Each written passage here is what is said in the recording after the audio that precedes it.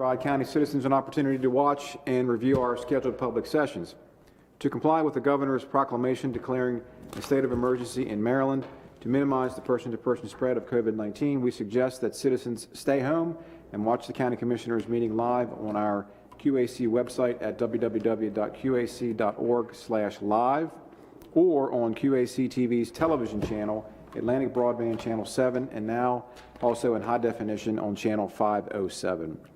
To maintain social distancing, seating will be limited to accommodate guidelines. We are screening all meeting participants prior to entering the building.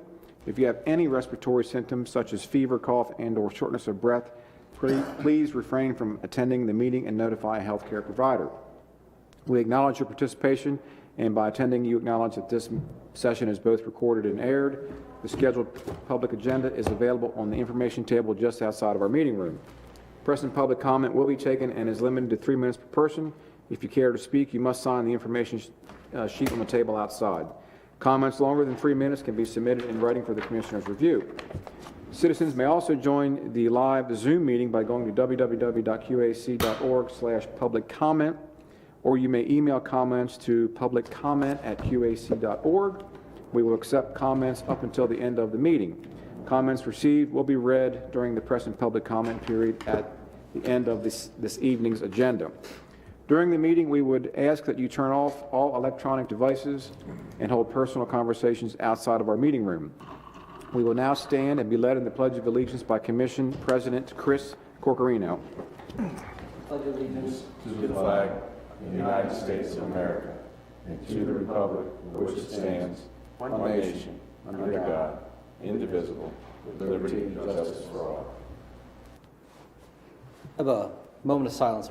Two things here. The first is for John Chu, who some of the people out there might not know, but he is, I guess, as many would remember him as sort of the father of the modern EMS system here in Queen Anne's County, who passed away just a few days ago. And then also a moment of silence for our country in general, that we can find some time to heal.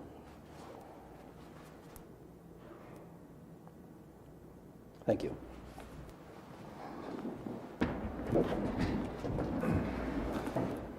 2 nights ago, Scott called me in tears. John Chu. And I've been on the phone with you the last 4. Okay, we just held a closed session under Section 3-305B3 of the General Provisions Article to consult with counsel. No decisions were made in our closed session. The last couple of days. Next, we can go to our approval of our agenda. Today's agenda for our meeting, January 12th, and the regular and closed session minutes from your December 8th meeting, along with the Sanitary Commission meeting minutes from December 8th, were distributed electronically for review. Are there any additions and/or corrections? Yes, I'd like to make the addition of desk item number, or action desk item number 12 to the agenda. His father was Admiral Chu, too, who commanded the fleet during the war. Okay. Make a motion to approve the agenda and the minutes. As amended? Second. Okay, I got a motion to approve as amended in a second. All those in favor? Chris, Aye. Okay, motion passes. Motion approved. All right, thank you. All right, Commissioners, that brings us to our first press and public comment section, and I will read this. I don't know if we have anybody here, but thank you for taking the time to express your views to the County Commissioners during this public comment period. Comments are limited to 3 minutes in length. Comments longer than 3 minutes can be submitted in writing. When you come forward, please speak clearly at the standing microphone, state your name, address, and topic of interest. Keeping with the dignity of the office, we ask that all views be expressed in a respectful and civil manner. The Commission respects your desire and right to convey your message freely. We ask as a courtesy to the Board and our citizens that you respect the Commissioner's request and refrain from name-calling and naming citizens when offering any critique. No one signed up? Okay, we do have some people on Zoom and a couple emails. Okay, all right. So we're going to go over to Zoom first, where we have Benti Cooney waiting.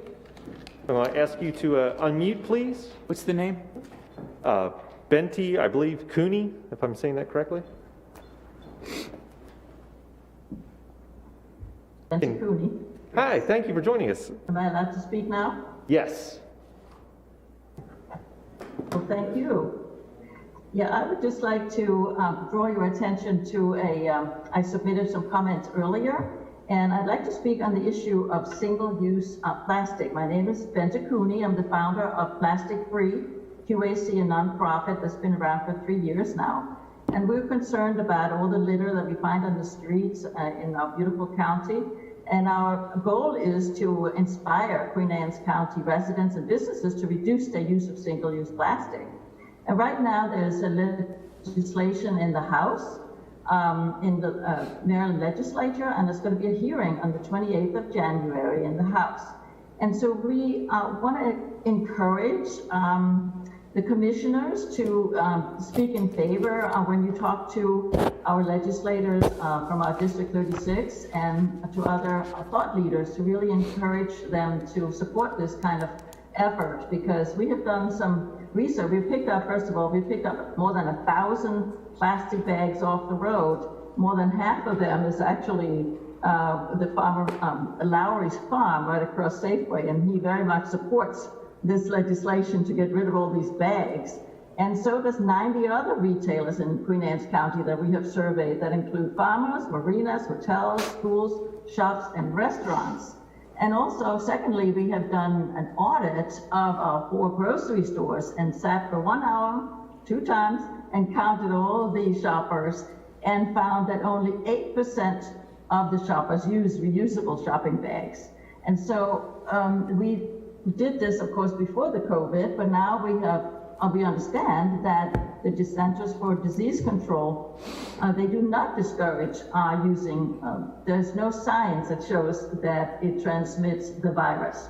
So we went back to the 4 our grocery stores, and 2 of them say, yes, you can certainly use them, but you have to just stuff your own bags, which is fine. And the 2 food lines say, no, we don't care, we'll stuff them for you. So we just want to say that many legislators now across the country are beginning to look at this. We need to get rid of these plastic bags. So there's 8 states that have passed it. Delaware just started theirs here in January.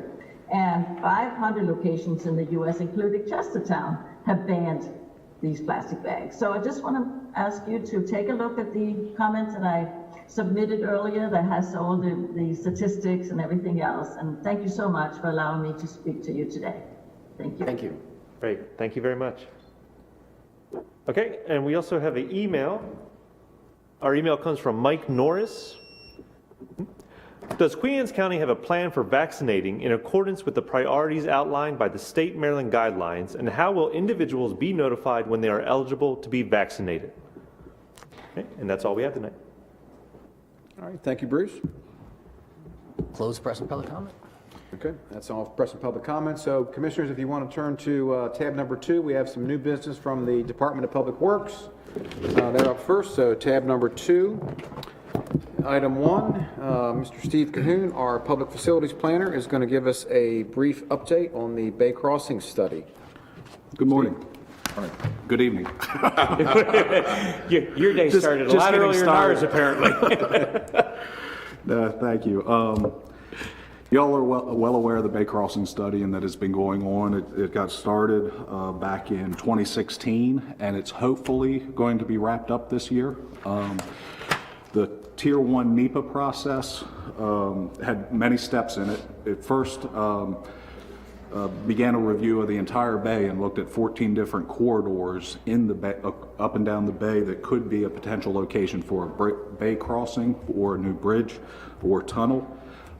That ultimately got narrowed down to 3 locations, and that's kind of where things are. They're evaluating those 3 locations, and that's one location north coming into Kent County from Upper Anne Arundel County. The current location, current Bay Crossing corridor, is in the final 3, and then there's a crossing south from Lower Anne Arundel County into Talbot County. And so those 3 corridors were retained for further analysis. They're working on that now. And the next step in the process is for MDTA and the NEPA study to pick one of those corridors as their preferred alternative. And that preferred alternative would go out for public hearings with a draft environmental impact study. So after it goes out for public hearings, then a final environmental impact study would need to be done, and the entire process would be finalized when there's a record of decision on a selected corridor. So last week at the Bragg Bay Bridge Reconstruction Advisory Group meeting, there was an update, and the Bragg members were advised that the MDTA and the study is very close to coming out with their preferred alternative.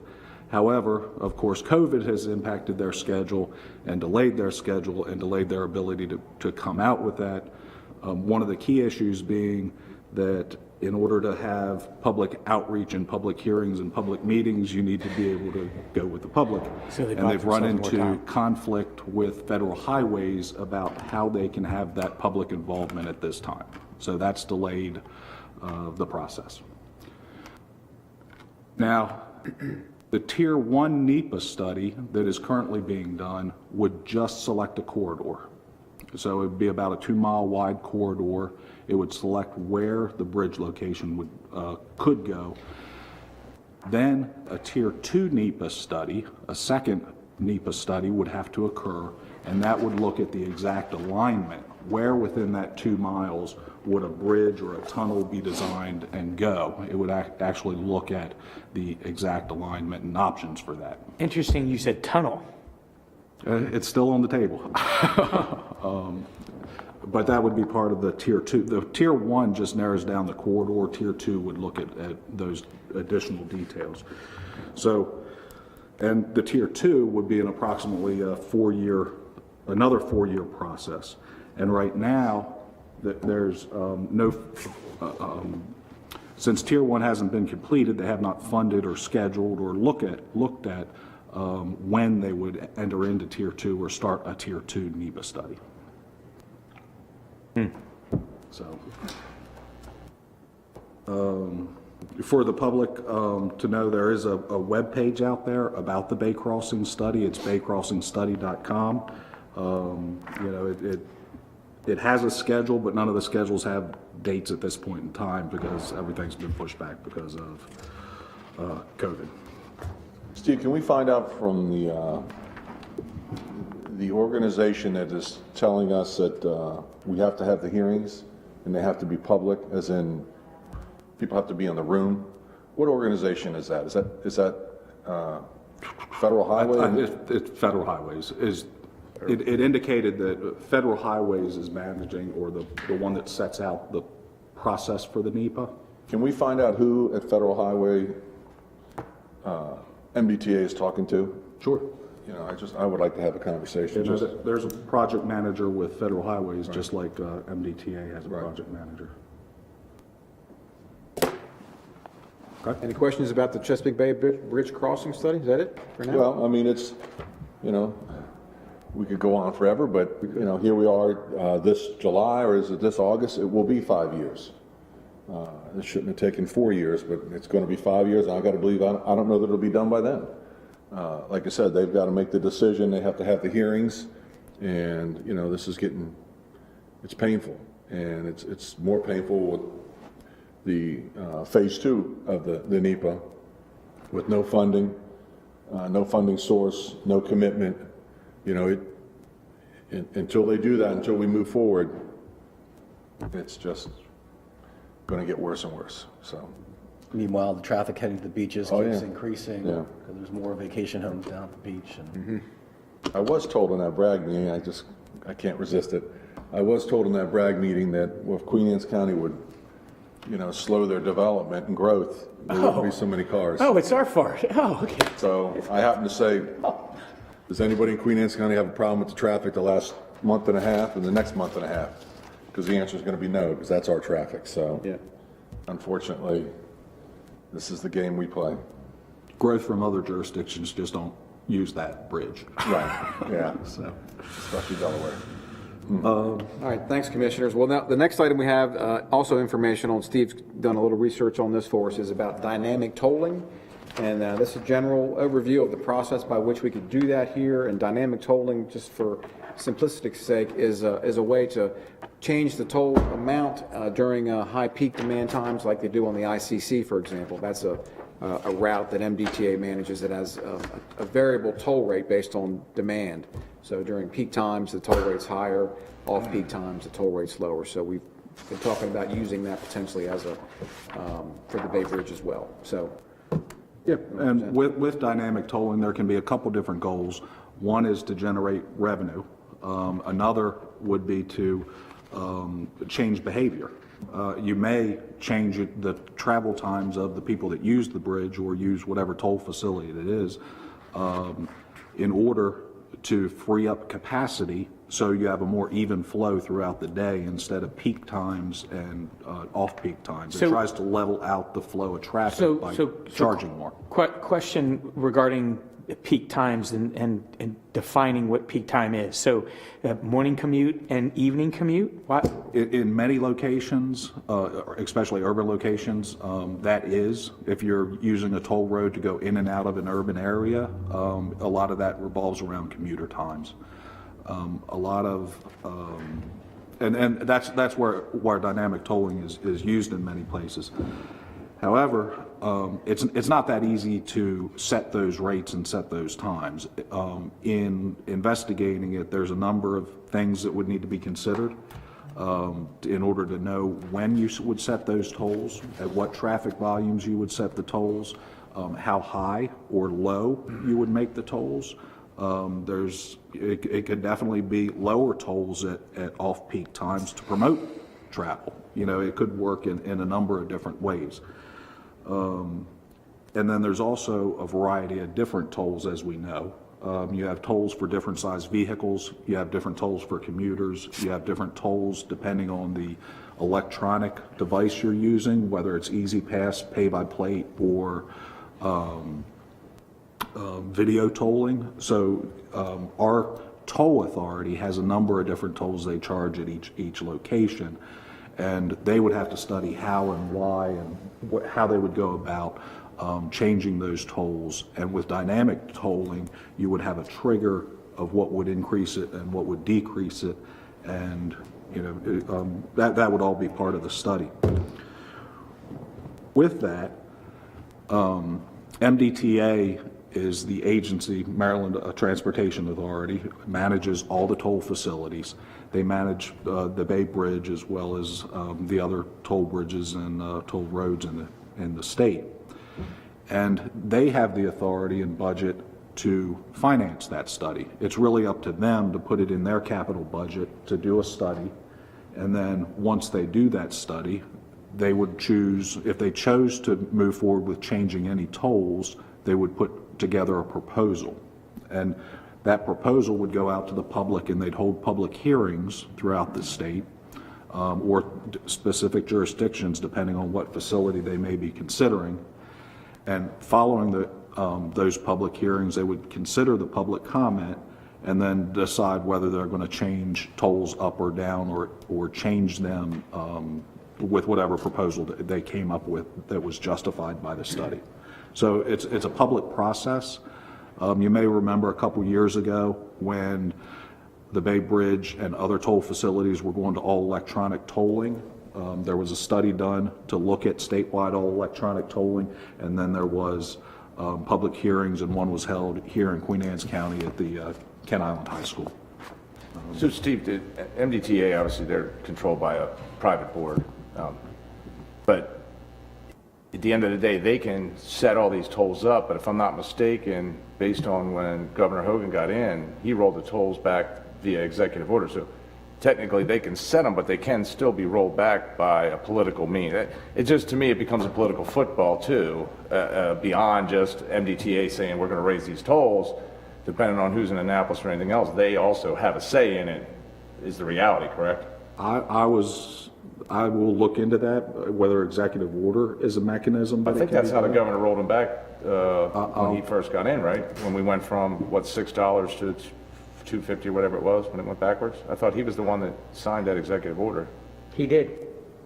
Yeah. It was him. Yep. So if the executive could roll it, I mean, that's what I'm saying. I just don't want people to get the illusion that MDTA is going to be the be-all, say-all. And Oh, no, MDTA is just the opposite. They don't want to touch it. They have no desire to do anything. well, it's political football. It really Right, is. they, I mean, well, the governor's not, you know, he lowered tolls, he's not going to raise tolls. Right. So That's- this whole process is just going to drag until the next election. that's what I'm saying. It's it's going to go beyond just doing this study Right. and all that stuff. Is my point.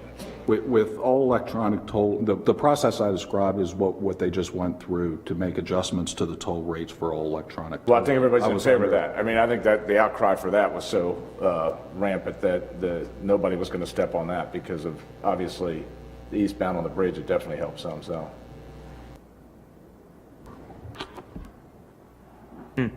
That's good. All done? Any, Yeah, well, so you were on the call on Monday, the Bragg? There was, what, 30 people on the call? And you would be surprised how many people on the call are from a senator's office and or a delegate's office.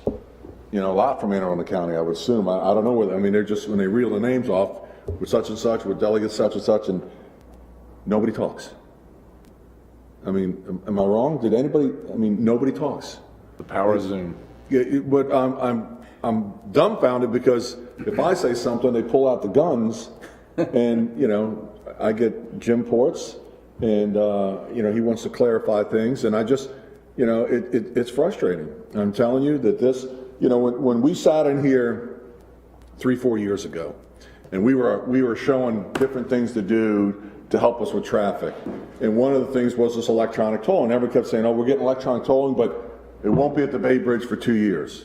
And then lo and behold, there's an issue, and enough noise is made, and the governor says, "I want electronic tolling," and it happens in 6 months.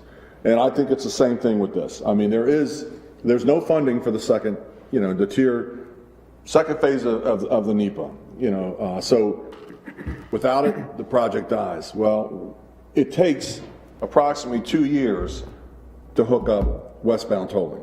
By the time you do the study, by the time you do the hearings, by the time you design it and build it, I mean, you're 2 years away. I mean, all of this slows us down. And that's what the call Monday was about. I said, look, you know, MDTA, you need to fund this. Well, you know, well, let me back up. They went through a list of all the projects that are going on the bridge right now, and it's well in excess of probably $250 million. Is that a fair assumption? I mean, it's staggering. I think that the electrical cable that they're putting across from one side to the other, I think that's somewhere in the neighborhood of $40 or $50 million. Just around, yeah, I mean, so, I mean, that's all from tolls. I mean, that's money generated from tolls. We're talking $30 to $35 million for phase 2 of the NEPA. And to me, well, then we're just gonna have to cut something back. I mean, it's gonna come to, honest to God, I don't know how we get there. And that's what's getting frustrating for me, is because, you know, you offer up ideas to say, look, let's do dynamic tolling. And if people change their travel habits, that's a bonus for Queen Anne's County. If they don't, at least we know this money's going towards, the decision and the design for a new bridge. And I think the public won't have an outcry. I mean, there's also people that are going to complain, you're taxing me. But without it, they're going to sit in these backups and they're going to do nothing but get worse. And everybody acknowledges the fact that it is a capacity issue, and without a new bridge, you're never going to be able to address it. And what they've been doing, and just so you know, there is now a new project for eastbound Route 50 in Anne Arundel County. And I believe they're putting monitoring devices up. They're working with the University of Maryland at ramps and exits, and I guess they're trying to figure out how to best flow traffic to get them over the bridge. No such study to get them back across the bridge, but a study to get them to the beach. So, you know, I mean, again, there is no solution for us. There really isn't. I mean, I understand, the Secretary of Transportation is going to put up some monitoring systems, hopefully, by this summer, that'll help control red lights and help alleviate some of the backups on Kent Island. But, you know, I hope it works. I really do. But we still need to be planning now. We still need to be moving forward now on this NEPA, or, you know, I shudder to think what this traffic's going to look like in 5 or 6 years. And even if things move forward in 5 or 6 years, we're still 5 or 6 years away from a new bridge. So, Right. you know, again, you know, until, you know, people say, how do you get to this? Well, you get to this because there's always a reason not to do something.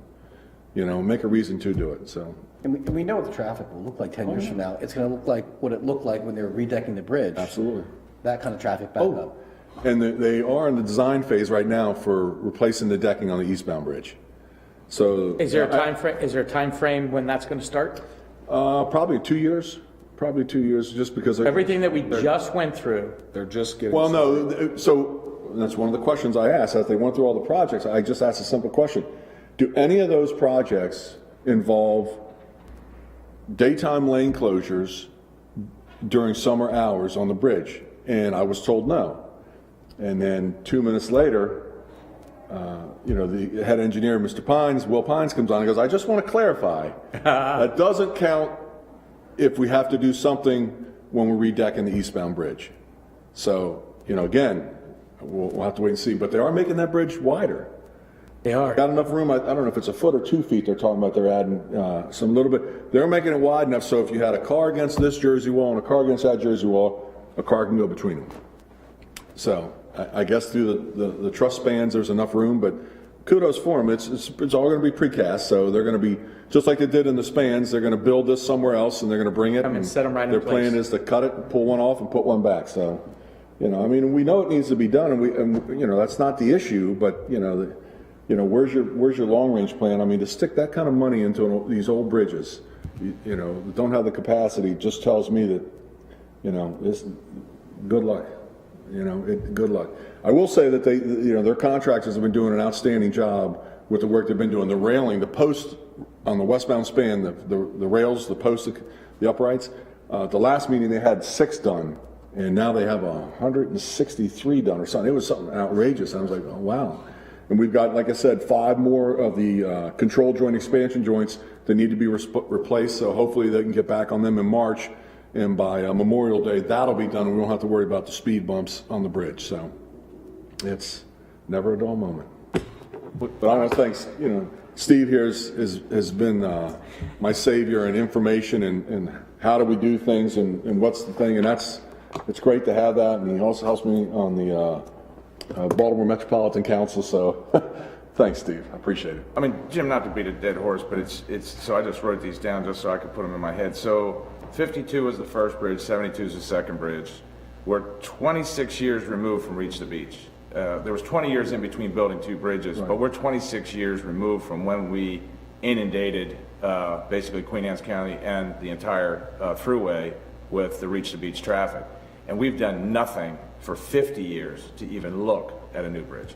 And honestly, like you said, we're going to be 55 to 60 years out from the last time we were there. And that's just a failure of the government, of the state. And I blame the federal level too, because let's face it, this is a federal highway. People kind of lose sight of that, but 5301 is a federal highway. And, you know, we have congressmen, we have delegates and senators. People need to call them. When they're sitting in that traffic doing nothing, Right. Get those numbers on your phone, put them on speed dial, and call. Because that's, like you said, making noise, we got the electronic tolling done. So it's going to take the same effort, I think, across the board. Absolutely. Absolutely. And we talked about, you know, non-construction lane closures, you know, disruptions, potential jumpers, you know, these, you know, and everybody is like, you know, what if that was your son? Well, if it was my son, believe me, he wouldn't do it twice. You know, I guarantee you that. So, you know, we have asked our delegation to introduce stiffer penalties. There is no penalties for going up there and dancing around on the superstructure. It's trespassing. Slap on the wrist, have a nice day. So, you know, and again, I'm asking them to, how can we help you? What can you suggest to us? This is your job. What do we need to do as legislators in Annapolis to say, you know, is it punishable by 3 years imprisonment? I mean, mental health, that's all good and well, but when does the need of the many outweigh the need of that one? And that's my question. And, you know, I mean, I don't know, this society has gotten sideways on their thinking, and when you can disrupt, you know, 50,000 people and the commerce that goes with it, because somebody might jump or might not jump, I feel sorry for them. I really do. My heart goes out for them, but, you know, what about the rest of us? And not to mention the other lives that are put at stake. Well, I mean, you know, we all got calls. I mean, my father's in the hospital, he's dying, I can't even go see him, you know. I've got kids here and I can't, you know, we heard it all. So, you know, asking them just what can we do to help you is all, you know, we're looking for solutions, and to do the same is just mind-boggling to me. And I don't knock the MDTA police or anything else, their hands are tied. And that's what I mean. This is going to take something through Annapolis, you know, some sort of legislation to come up. But I think we'll be too busy legalizing marijuana and finding that $1 billion they're going to cut loose here. So, anyways, sorry for that, man. And we, honestly, Jim, when you look at that, so access to get up to the heights, you know, above just the bridge span itself, I mean, I can't believe that in this world we can't come up with a way to stop somebody from being able to get out on those girders to actually climb the superstructure. I mean, I know they've got that thing that looks like it came out of an Addams Family house there that's supposed to deter people, but supposedly they just walk around that. Oh, so. Electrify it, maybe. I don't know. But, you know, but again, if we talk about copycats, so somebody does it and 2 days later they're out on the street, you know, and then somebody else sees that and says, I want my claim to fame. I mean, I don't know. I don't have all the answers, but I would definitely say that you got to do more than just slap somebody on the wrist. You know, there's got to be consequences for your actions. You know, part of the problem is they don't commit them. You know, this whole thing with the mental health, and that is an issue, whether they can get committed for 30 days and that kind of thing. So that's something to look at. So, you know, our instance this year, we had the issue with someone back within, less than a week and a half, whatever it was. So how did that even happen? Right. You know, we got to question, how are we doing things on the other side that was even able to happen within that short time frame? Right. So, And I think that's a discussion that we could have for a long period of time. Oh, yeah. Another day. Another day. Yeah. Right. Thank you. All right, thank you, Mr. Cahoon. Thank you, Commissioners. One last comment. You good? My own take on this whole thing is, I think if you're considering suicide, a year in jail isn't going to change your outlook, but it certainly invites a different medical response for sure. So, good enough. Let's go. All right, thank you, Commissioners. Moving on, item number 3 on page 4. This is for the Roads Board, so if you please convene as the Roads Board. We have the conclusion of a public hearing we held for the abandonment. Motion to convene as a roads board? Second? Got a motion second, all in favor? Aye. Aye. Yep. That's one road. Kent Narrows Way South. So, Shane, take it away. As Todd said, this is follow-up to our November 10th public hearing. To my right is Pat Thompson, the county attorney, who was at the public hearing. This is to convey approximately 4,000 square feet of Kent Narrows Way South to Schultz Development LLC. And, we held a record of 2 weeks at the end of the public hearing, and we had no testimony at the hearing or after the hearing. The commission can choose now to sign the resolution if they want to move forward. Also, the quitclaim deed, which Mr. Thompson has prepared. Did we get any assurances that that would be kept open, or need any assurances that would be kept open as a right-of-way for emergency or whatever? I revised the deed to reserve a right for the public to turn around, reverse direction essentially on the Schultz property. Good enough. Yeah, in addition to that, we made a reservation for any public utilities we need to put in that area as well, as well as the public access. The public to know. Absolutely. I'll make a motion that we execute the resolution. Second. All right, we got a motion second. Any discussion? All those in favor? Aye. Aye. 5-0. All right, thank you, Commissioners. Thank you very you, Shane. Patrick? I guess that includes the quitclaim deed. There's two things that need to be signed too. Yeah, Margie has all the originals. We'll get those signed. Yeah. Okay. All right, thank you, gentlemen. Yeah. All right, Commissioners, we can go to our action items for this evening. We have 12 of them. If you want to turn to tab number 3. Actually, we have 11. The first item was a certification for Public Housing Authority approval, and this actually has to go to the state, item number 1 on page 1, so we can pass on that item. Item number 2 on page 7 is this is for the Maryland Agricultural Land Preservation Foundation, the MOUTH program, and this is a request from Donna Landis Smith to supply a letter of intent to participate in the required match for this upcoming grant cycle, and this is something we do typically each year. I make a motion to approve the letter of intent to participate in the mouth matching funds program. Second. All right, we have a motion and a second. Any discussion? All those in favor? Aye. Opposed? 5-0. All right, thank you, Commissioners. Item number 3, beginning on page 9, is for the our county rides program, and this is to certify that we're going to implement the Civil Rights Act of 1964 to provide a complaint process for any rider in our bus system. It provides DBE protections and disability protections for any riders of our system. So We do this every year, right? No, this is the first for me. I've never seen this one. What was the triggering, what brought this out? This is something that I believe we do this once a year as part of thought the we grant did. program for the county ride system that just provides for a complaint process for But why Americans would, with. I guess to that point, though, why do you have to do it every year? Once you do it, the complaint process is in place, and I'm just, if there's not a short answer, I'm fine with that.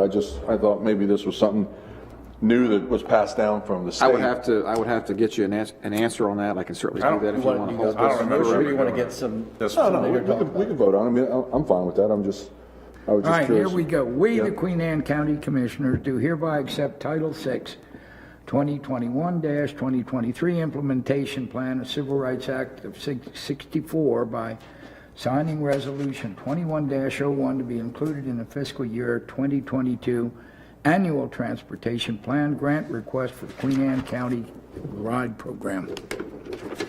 Second. So, got a motion, a second, discussion? Okay, so it seems to me, in reading and listening to the motion, that we're just agreeing that we're going to be involved in this program and the act of the Civil Rights Act of 1964 regarding transportation funding for this next year. I mean, this is why I say it seems like something that we would do every single year to get the necessary funding from This is federal part of the government. grant application, I think, and if we don't do this, then the grant application will be deficient, and that would be lack of funding for transportation. Right.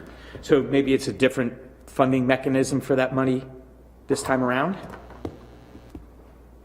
I don't believe so. I think this is an annual thing we do for that grant program. We have a each motion year. in a second. All right, well, we got a motion, a second. Any other discussion? All right, so we have a motion to accept the Title VI, 2021 to 2023 Implementation Plan of the Civil Rights Act of 1964 by signing Resolution 21-01 to be included in the FY 2022 Annual Transportation Plan and grant request for the Queen Anne's County Ride Program. There's a second. All those in favor say aye. Aye. Any opposed? Motion carries 5-0. All right, thank you, Commissioners. Item number 4, beginning on page 63. This is also for the Maryland Transit Administration, MTA. This is our capital grant agreement for fiscal 21, and this goes with also for our bus system, acknowledging that Queen Anne County accepts the federal and state funding or support for our transit services for County Ride as a locally owned transit system in Queen Anne's County, the capital program for fiscal 21. Entertain a motion? We, the Queen Anne's County Commissioners, do hereby accept the Maryland Transit Administration, MDTA capital grant agreements packet to certify that the Queen Anne's County Department of Community Services Area Agency on Aging will operate the public transit system and accept the awards as offered by the State of Maryland Department of Transportation for FY 2021. Second. All right, we've got a motion and a second. Any discussion? All those in favor say aye. Aye. Any opposed? 5-0, motion carries. Okay, thank you, Commissioners. The next item is a similar item. Item number 5, being on page 79, is the sister agreement for the Maryland Transit Administration for the operating program grant for the county ride system. We, the Queen Anne's County Commissioners, do hereby accept the Maryland Transit Administration's operating grant agreements packet to certify that the Queen Anne's County Department of Community Services Area Agency on Aging will operate the public transit system and accept the awards as offered by the State of Maryland Department of Transportation for FY 2021. Second. We got a motion and a second. Any discussion? All those in favor? Aye. 5-0 passes. Thank you, Commissioners. Item number 6 on page 93 is the Community Partnership Agreement for fiscal 2021.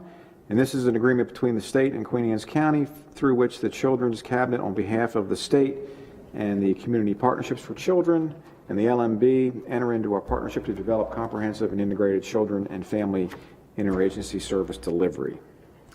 I move that President Corcorino sign the attached 2021 Community Partnership Agreement.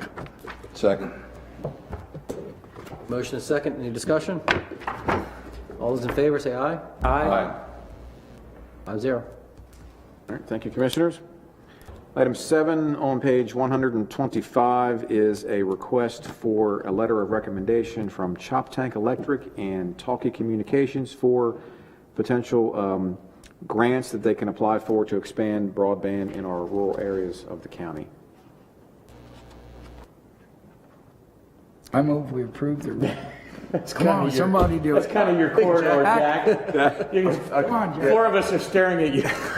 I move to approve the request to provide a letter of recommendation for the support of the expansion of broadband in Queen Anne's County. Second. Got a motion is second. Any discussion? Those in favor? Aye. Motion passes 5-0. All right, thank you, Commissioner Wilson, for that motion, sir.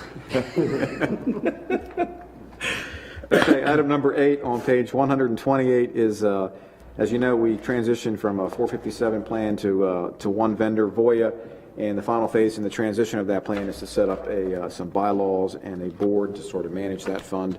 And Beverly Churchill was kind enough to prepare these bylaws, and they're here for your consideration and/or approval tonight. I move that the draft 457B Retirement Plan Investment Committee bylaws be adopted as presented. Second. Got a motion is second. Any discussion? All those in favor? Aye. Opposed? 5-0. Thank you, Commissioners. Item number 9 is the fiscal FY19 Terrapin Park Trailhead Restroom Facility. This is a request to approve a prefabricated concrete trailhead restroom facility for Terrapin Nature Park using pre-established government contract and POS funds. Can I get a motion on that, please? I move to authorize the Department of Parks and Recreation to purchase a prefabricated concrete trailhead and restroom facilities from Public Restroom Company, Minden, Nevada, utilizing the buy-board contract in the amount of $461,861. Funding is to come from the Department of Parks and Recreation FY19 Terrapin Park Trailhead Capital Project and Project Open Space Grant Funds. Second. Sir, Got a motion and a cost second. $460 to build a bathroom? Excuse me?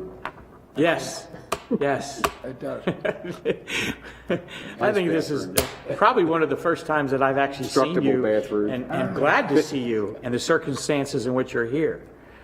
I mean, someone who's taken a look at those porta-johns over the summer at peak usage, I mean, this is going to be certainly a big help. Right, and again, just for informational purposes, this will be right at the very beginning of the trailhead, right there at Terrapin.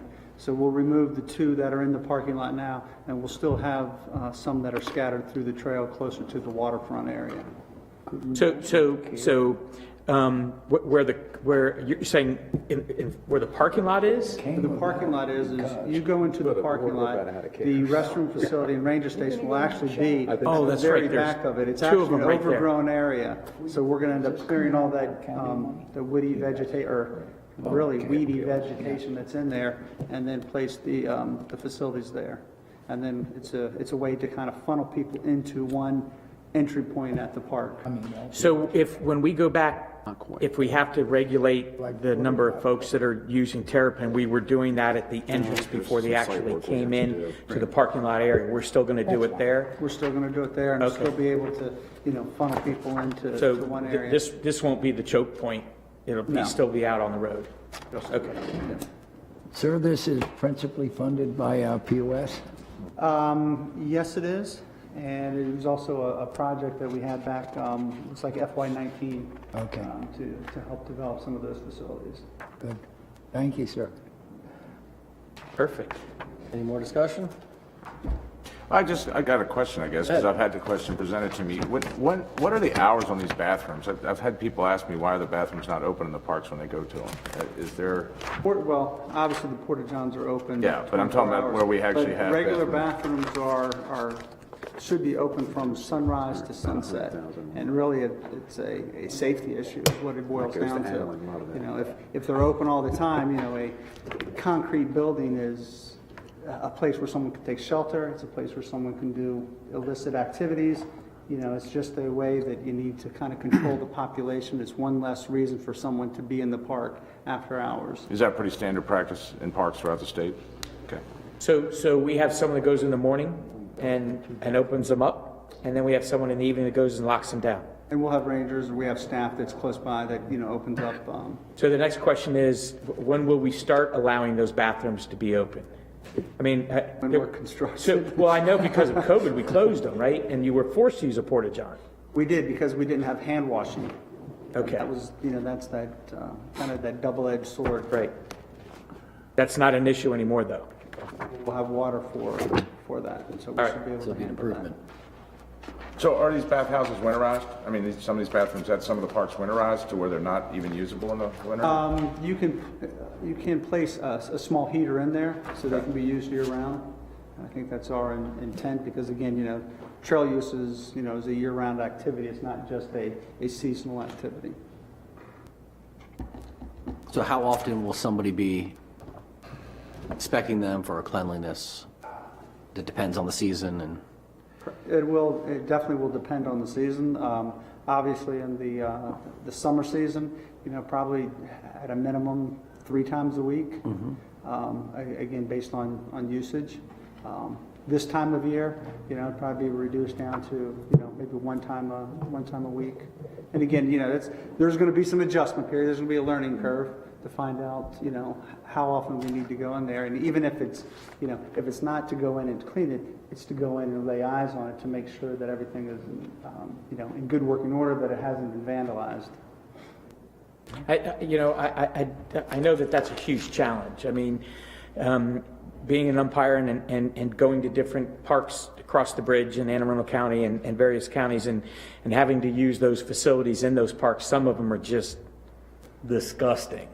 So, you know, I know we're graded not only by our visitors that come to our county, but also our citizens. So I know when you put these things up, you know, you're assuming, you know, some care, custody, and control issues, if you will. Right. And just as long as we're addressing those, because some of them were It'll bad. only take one time for you, any one of us commissioners, to go in there and find it a mess, to change the routine of how frequently they get cleaned. But I just don't want it. I don't want it to have to come to that. That's all. I'm predicting the summer on a weekend. Yeah, oh yeah. Okay, any other discussion? All right, so we got the motion is to authorize the Department of Parks and Recreation to purchase a prefabricated concrete trailhead and restroom facilities from the Public Restroom Company in Midden, Nevada, utilizing the buy board contract in the amount of $461,861, and the funding is to come from the Department of Parks and Rec FY19 Terrapin Park Trailhead Capital Project and POS grant funds. And there's a second. All those in favor? Aye. Just for the TV audience, POS is Program Open Space Money. All right. 5-0. Thank you, sir. Thank you all. Thank you, Director Chanley. Thank you, Commissioners. Okay, item number 10 is the scope of work and budget for the fiscal 21 Clean Chesapeake Coalition. This is a bit late this year due to the pandemic, but our attorney there, General Counsel Chip McLeod, has sent this to the Executive Committee, and so this would be for a contribution from each of the 5 member counties of $17,000 each. So far, I think Dorchester has agreed to participate. Nobody else, no other county has declined as of yet. So it's here for your review and consideration. We will have to do a budget amendment to provide funding authority if we do join, because we did not include this in the budget this past year because we didn't have the information at the budget time. So I'm going to make a motion. I move to pay the Clean Chesapeake Coalition annual per county contribution of $17,000 for FY 2021. Second? Got a motion and a second. Any discussion? It's worth it. It's definitely worth it. I mean, yeah. If you saw 2 weeks ago, they opened up the Conowingo again and turned the bay to coffee. Somebody's got to be a voice out there. And I believe they want to change who's the chair, right, Todd? Yes, the chairperson, we could potentially become the chairperson. I guess Commissioner Moran's been the liaison, so Kent County has chaired this committee for the past probably 5 And or since 6 they're not years. funding it, they have actually backed out. Ron They haven't Fitton- said no yet, but so maybe. Oh, I thought they did. They haven't said officially no yet, at least Well, according. hopefully they don't. Hopefully they do get back in this, but, Doesn't mean we can't have a new chairman. Though. right. Ron's fighting the good fight up there?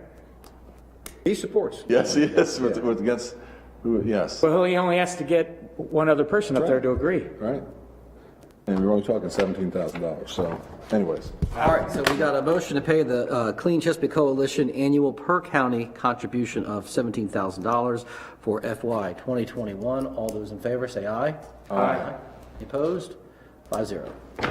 Commissioners, item 11 is Budget Amendment CC 24, and this is for budget authority in the general fund to cover the cost of application and installation of DVRs in the Volunteer Fire Service command vehicles, $105,323.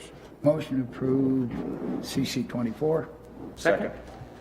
Got a motion and a second. Any discussion? So this will complete them, Right. Very good. everybody. All those in favor? Aye. 5-0. All right, thank you, Commissioners. And our desk item number 12, this is the long-awaited hotel relief grant agreement from Secretary Schultz. So this was approved or sent out end of last year, and we now have the grant documents, and Heather Tonelli at Economic Development is ready to go with administering this grant program to our local hotels. Motion on that?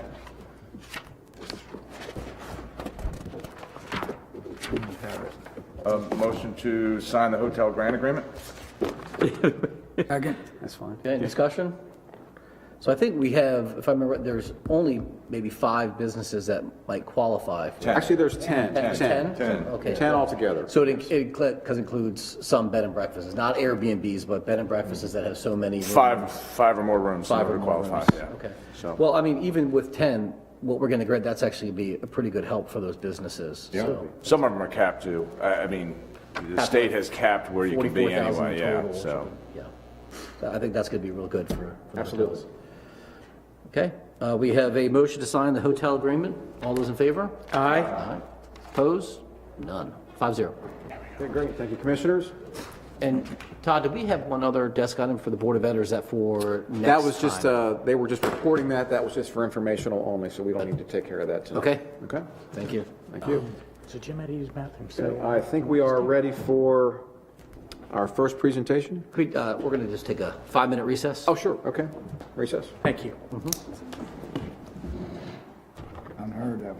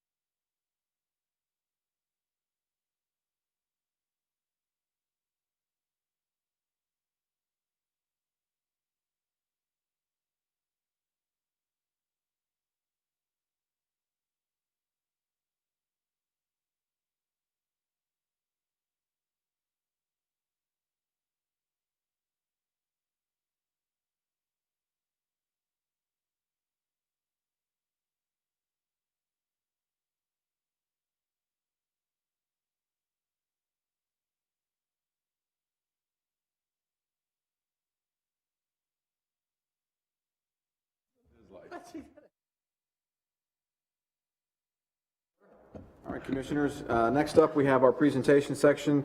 We have our public health pandemic update from Dr. Ciatola, and like we all know, with this pandemic, everything changes, so the presentation in your book has been updated to reflect the most current information, so there is a desk item here for that, and we have the most up-to-date presentation here on the screen as well for the public, so I will turn it up over to Dr. Ciatola. Good evening. Good evening. Again, good news, bad news. So we'll go through the good news first. We've got vaccine. We got vaccine Christmas Eve. We started vaccinating the week after Christmas, okay?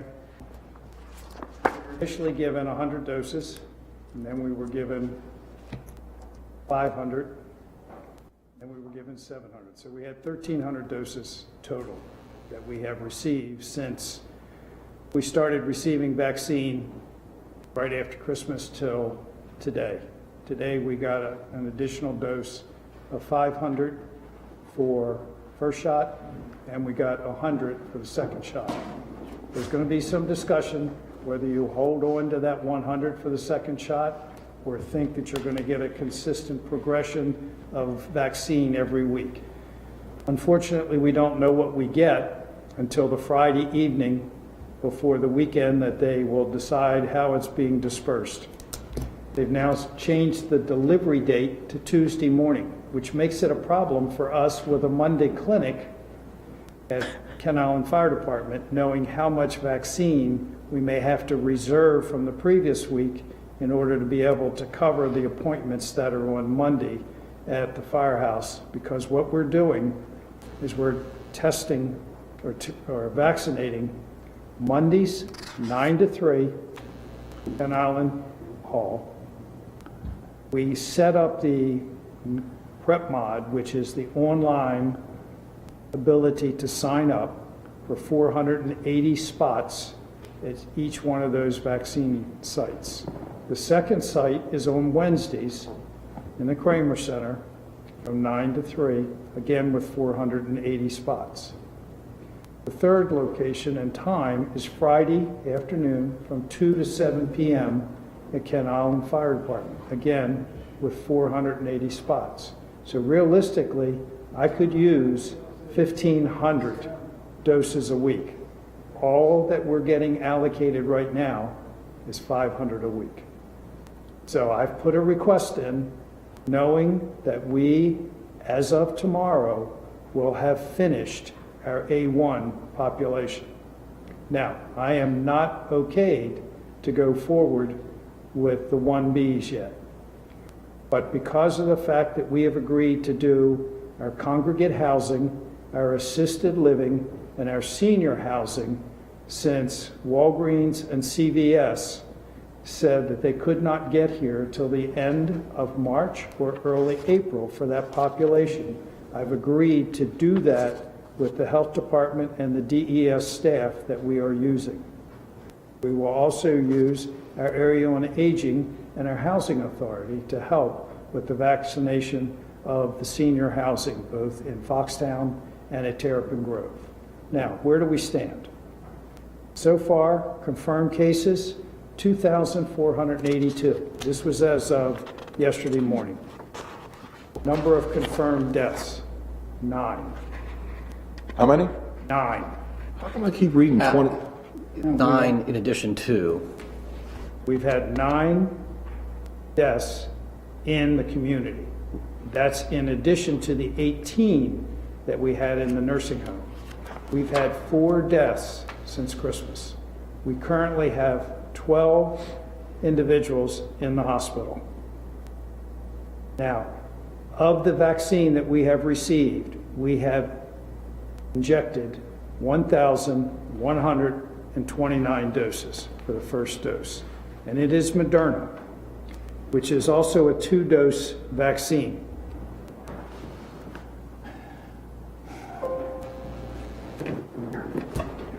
And of the 1,129, we have had no adverse reactions. You may have a sore shoulder for 48 hours from the deltoid muscle injection. but we've had no adverse reactions. We are scheduled tomorrow at the Kramer Center.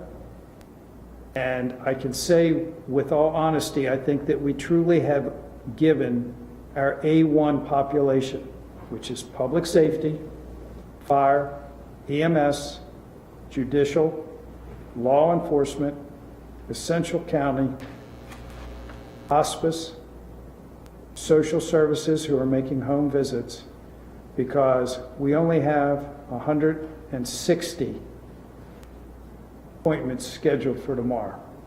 We have 127 scheduled for Friday. I am ready to go to 1B. I will go for school nurses. Some of those have already been vaccinated on Monday. We're going to probably finish up the rest of the school nurses tomorrow and Friday. I'm ready to start doing the teachers. I'm ready to start doing the Board of Health staff, and I'm ready to start doing the contracted bus drivers. What I also am going to do is the 75 and older. Now, as we go through this slide, Real quick, Doc, that's it, before you get too far ahead on that. So on the 1A, what percentage of those that were eligible under 1A do you think we've had vaccinated? I would say probably 30 to 40% of those that were eligible had it, because with the volunteer fire stations, we offered it not only to the EMS components, but the fire component and their auxiliary and backroom staff to keep those units running. So we've had a large variety. And when you see the age distribution, you will see that we have, with this 1A, with the 1,129, we've covered a large portion of the population in Queen Anne County. We will keep a weekly total of what we're doing, as well as a cumulative total. You asked me about age group. That's the age. You might want to put on here your weekly allocation.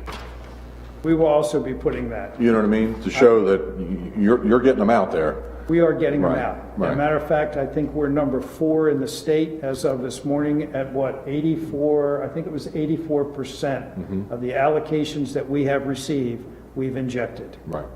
So are you going to talk about the backfill? Because that was my biggest thing, and I've talked to Commissioner Wilson and Corcorino about the backfilling the second doses. I know you said we got 100 today, but that doesn't, based on what you've injected. Well, let's just put it this way. In 28 days, essentially 28 days, Right. I've got to have 1,129 doses ready. That's my Okay. point. And that will affect how we can do first dose. And So it's my- the same amount, both shots are the same amount? Yep. Medicine? It's the same shot. That's the same Right, I know, but I mean, Yeah. same. It's the same Moderna, it's the same process, okay? Sir, when you say you're ready to switch over to the over 75s, that's going to invite a lot of people with a lot of interest. Well, if you look at it right now, when you look at 79 and 80, we've already done about 107 people, 117 over the age of 70. And a lot of that is the auxiliary members in the firehouses. It also, I believe the census indicated, the 2020 census indicated that we had 400 to 500 individuals over the age of 75 in Queen Anne County. Technically, I've already done a quarter before I've even hit the majority of them. So realistically, I think that with a week and a half to 2 weeks of reaching out to that population, we will get them. And also get them by going to our senior housing, because there's a lot of significant 65 and olders in those housing. And we're using the mobile teams to get to them. We are going to those homes. We're going to the assisted livings with the MIC team, composed of 2 nurses, a paramedic, and one of our addiction counselors for admin. We are doing not only the residents that want it, but also all of the staff that wants it at the assisted living and congregate homes. How about our 3 senior populations, Foxtown, Terrapin, are they included? That's They'll be included included in that. Okay. Foxtown and Terrapin are considered congregate housing. Okay. Now, you look at the age bracket, that gives you a pretty good indication of where we are. The 17-year-old was a young man who was 1 month from his 18th birthday, so he got a shot. The because 18 is the cutoff for Moderna. I cannot do anybody under the age of 18. Now, testing. We are still testing. We are testing 3 days a week. This week, Tuesday, Wednesday, and Thursday. At this point in time, for the month of January, we have tested 1,208 people as of today. And we plan to continue this week. The following week, I am transitioning from a testing standpoint to a vaccination standpoint with staffing. Chesapeake College and Shore Regional Health is still testing on Mondays and Wednesdays. We will test on Tuesdays so that you get 3 days of testing after a weekend, and the results should be back before the next weekend. So that way we know we can advise people as far as travel, isolation, and quarantining. Remember when I said January was going to be a rough month?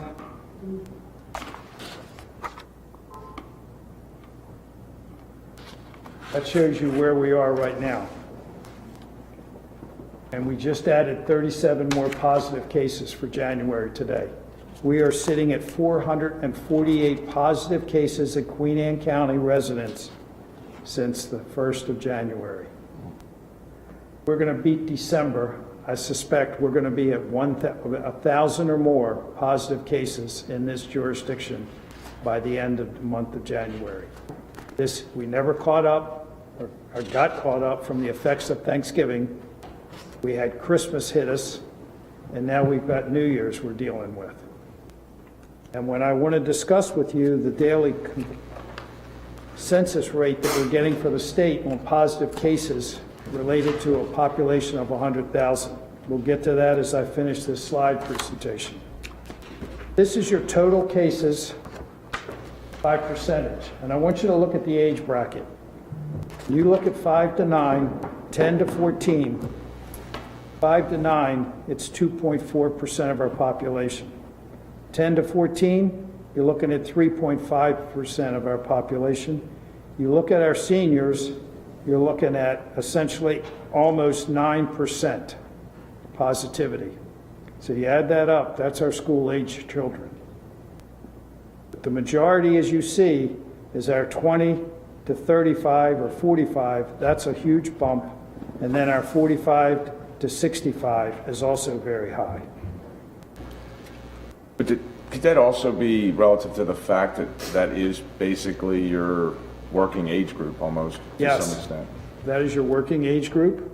That is also the age group that's socializing more, both at work and at home. This gives you an indication of what's happened as far as hospitalizations and deaths. We've had 3 deaths in January.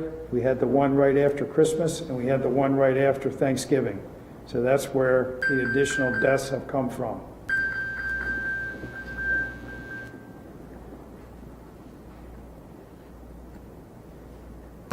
That shows the majority of the deaths have occurred 65 or older. And we just saw an article today and a statement that was released by Dr. Delbridge, the executive director for MIMS. There is some issue now that we're investigating statewide, unexplained sudden cardiac arrest in 65 and olders. They're now requesting and requiring probably the FIs and possibly the EMS response to do a COVID test because it may be related to COVID. These patients were not in the hospital, they were home. So there is some additional worry here. So the big question tonight is, and the big statement tonight is, the vaccine is here. The more vaccine we get, we're going to push it out.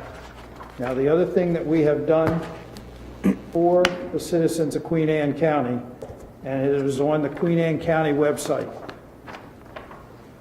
Are you interested in getting vaccinated for COVID-19? And it's going to have a link. You can link to this webpage, and it's both on the health department webpage as well as the county webpage. And what this will do is it will ask the information if you're interested in a test, in a vaccine, and by doing that, we can get a congregate number of groupings of 65 and older, their location, and be able to send them an email and say, here's the link to sign up to get into one of the vaccination clinics. So that will have, you're going to be asking for their name, and email address, and everything. Email, name, And and age. age, not birthday. I Right. said, we're not putting any personal information on here except for your name, email, address, and the age, because that's how I'm going after the 65 and older. If I know specifically how many want it, where we can do it, we can designate a COVID link to get that population addressed. When are you pushing that out? I believe it's out right now. I think Beth Molaski was going to push it out as I am speaking. Okay, very good. Where we stand today disturbs me immensely. When you look at our daily surveillance rate that the state is pushing out of the number of cases per 100,000 in our jurisdiction and the percent positivity, let me just say, we are at 74 cases positive per 100,000. Talbot County is at 59.2.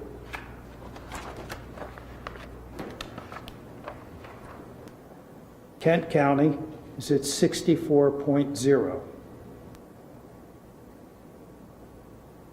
Dorchester County, 84.6. Caroline County, 70.1. I've been notified, Board of Ed has voted to open the schools in 2 weeks.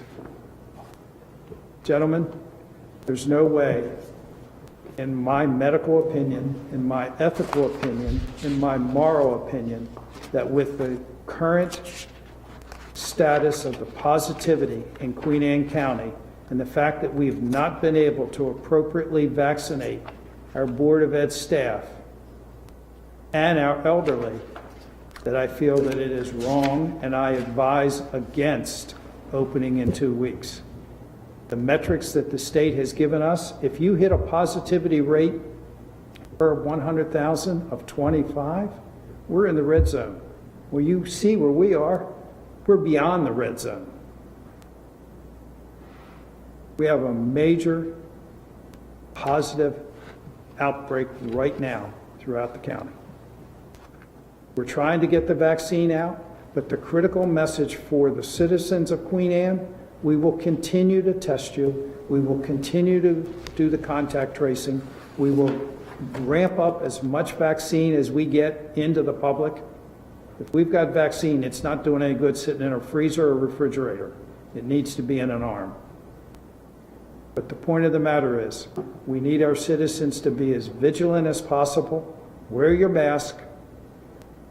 Use your hand sanitizer. Wash your hands. And if you are sick, if you have flu-like symptoms, stay home.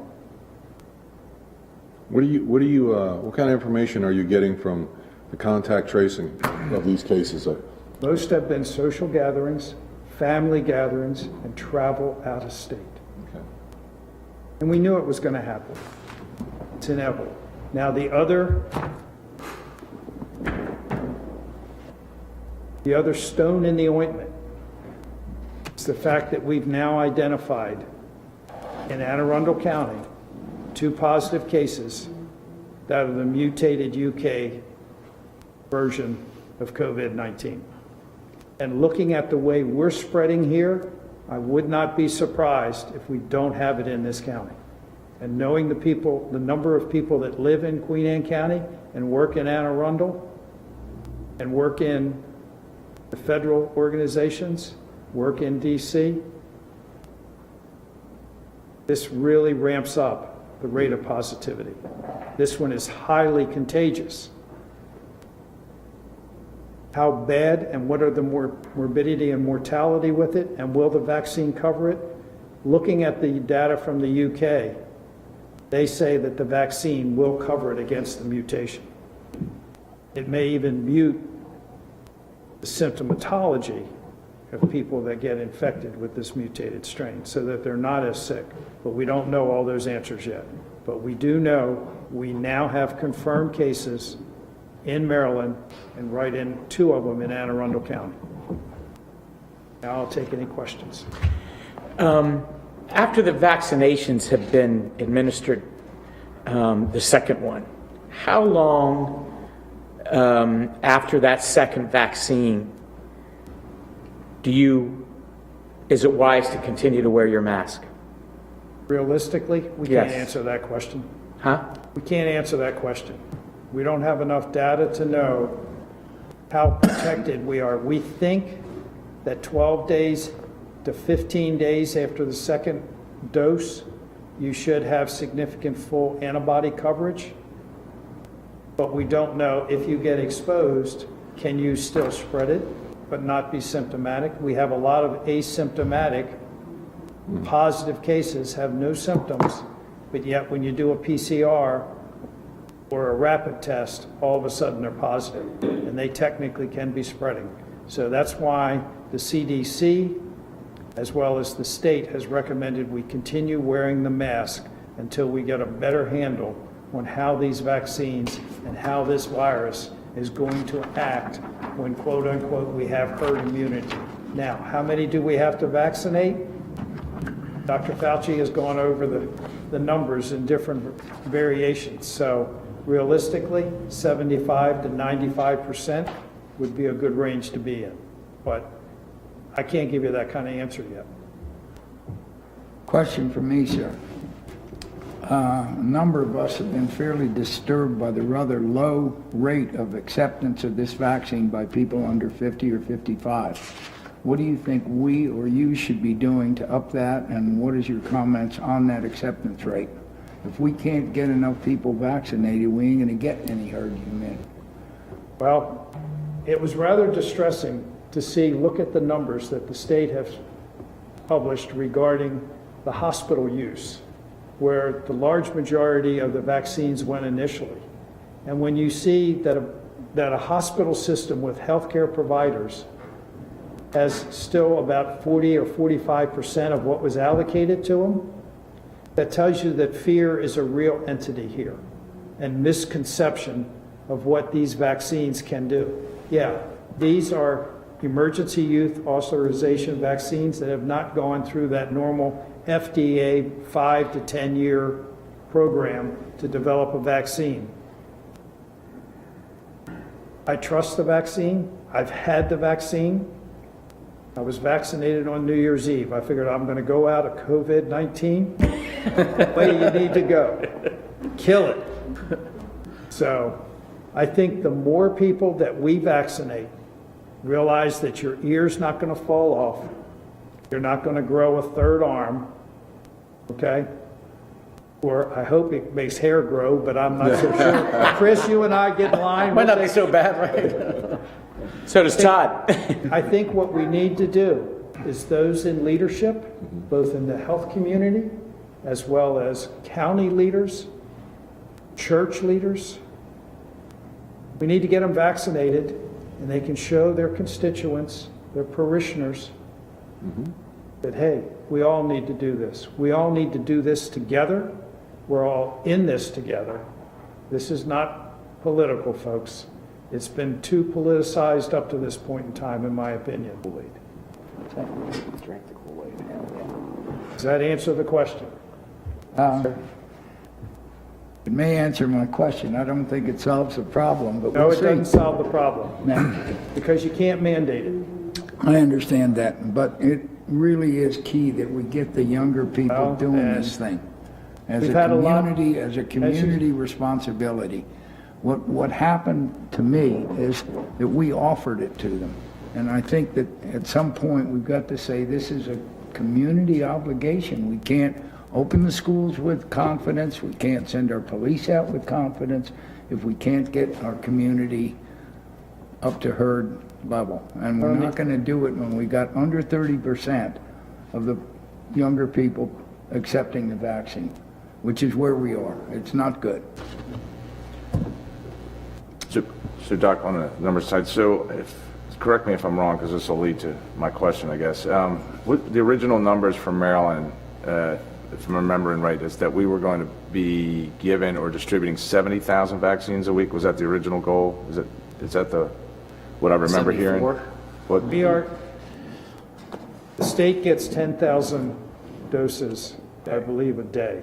right, so that's where the 70,000 came from. That was the 70,000. Right now, and I believe the governor addressed that this morning in his press conference, we're vaccinating probably close to 14 to 15,000 a day. So even at the 10, so if we used a 10 a day, and I just ran it, 80% of the people in the state of Maryland got vaccinated, it'll still take for the first dose 5.7 years, because it's 85 weeks if we did everybody, which is 7 years. So I mean, there is no way we can do what we need to do with 10,000 a day. right, I guess that's my point is, what are we getting any indication of when we're going to hit that line? Because I would guess, so to get it down to roughly just 2 years, we'd have to be doing almost, I think I figured out like 61,000 a day just to get it down. Realistically, what we're looking at, if Moderna can do it, is 100,000 doses a day, Okay, so that's even more than what I'm thinking. and move it. Yeah. Queen Anne's County, if you take the population of roughly 50,000, and you remove the kids and those that don't want it and just assume. That's why I said 80%. That's why I'm thinking. you Well, I'm just said saying, 80%. I would go 50%. It still leaves you with, I think we figured it out to take 5 months at 500 shots a day, 5 days a week. It would take 5 months to do 2 shots. Yeah, no, 50%. we have worked it out. And Yeah. yes, it We're is ready to 500 do, a day. we're ready to do 500 to Right. 600 a day Right. if they give me the vaccine. Right, the only thing And- that's and stalled in Queens if the County is supply. population- If the population accepts it. Right. I mean, we can be there with Right. all the staff, all the vaccine, but if people don't want it, we can't force it.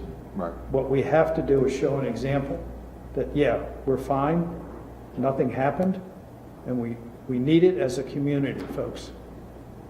I don't think you're going to have a problem with 65s and older. I think they're ready. I don't think we are Yeah, either. they're pounding at the door. But to your point, 50%, Doc's already saying we got to get No, 75 I gave to 80 that, to get we to just herd use that as an immunity. example. That- But I'm just saying to get to herd immunity where we would actually be safe from it, at 80%, that's all.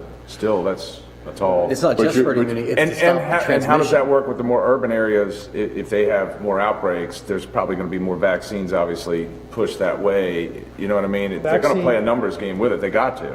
Well, vaccine allocation right now is partly by a base unit of vaccine that they formulated for us from MDH and the feds, and based on population. I mean, we're getting a little bit more than some of the other jurisdictions over in the Eastern Shore. Because Not of- much.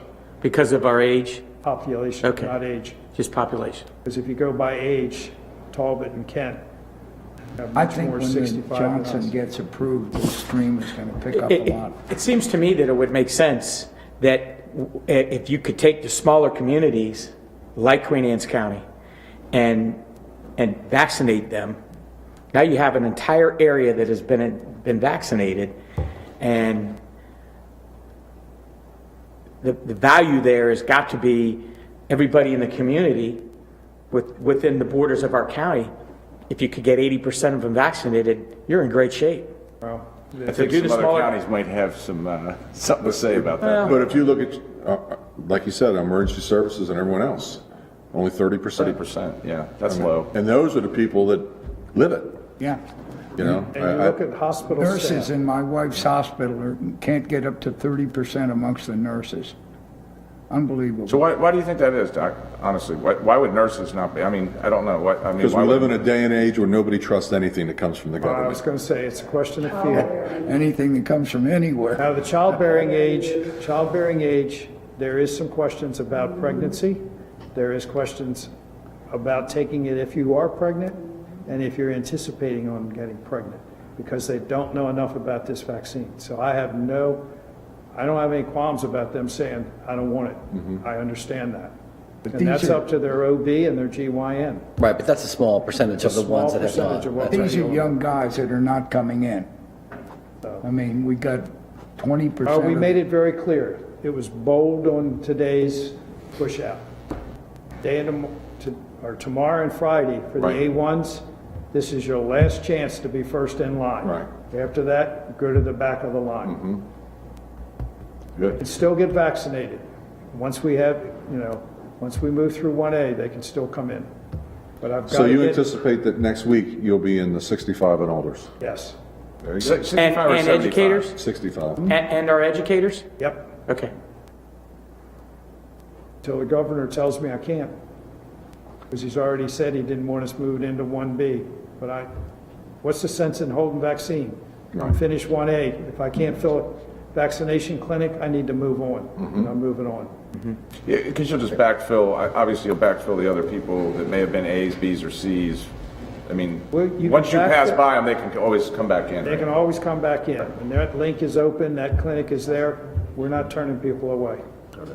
Agree. 100% agree. Yep.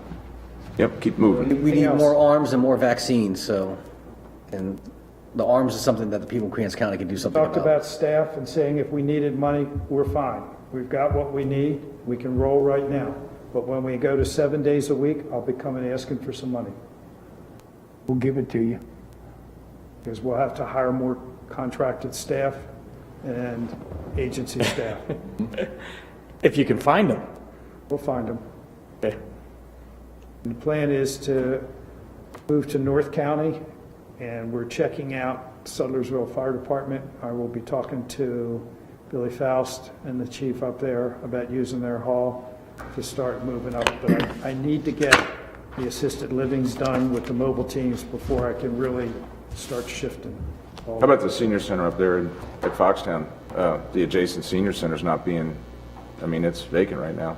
We're gonna do it right in Foxtown, so that Okay. when they're up, when the crew's up there, they're gonna take a look at the firehouse and their hall, because you have to be 6 feet distancing when you're doing all of the vaccination. You've gotta have a large enough area that the people that you vaccinated have to